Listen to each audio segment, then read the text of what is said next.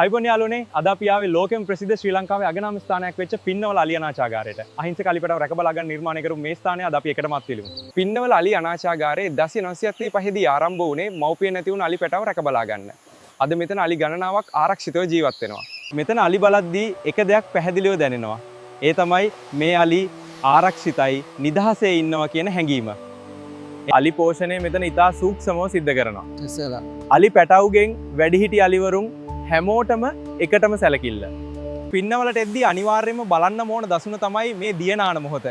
අලි එකටම ගඟට බැහැලා නාන මේ දසුන ඇත්තටම අමතක නොවන එකක්.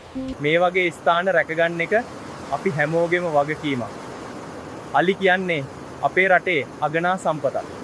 මෙතනින් යද්දි හිතට දැනෙන්නේ සතුටත් ටිකක් සංවේදී හැඟීමක්. මේ අලි ඇත්තටම අපේ ආරක්ෂාව අපෙන් බලාපොරොත්තු වෙනවා. ඔයාලටත් පින්නවල අලි අනාථාගාරයට යන්න අදහසක් තියෙනවා නම් මේ වීඩියෝ එක සේව් කරගන්න. Travel with Sampath subscribe කරන්න අමතක කරන්න එපා. අපි ඉක්මනින් තවත් ලස්සන ගමනකින් හමු වෙමු.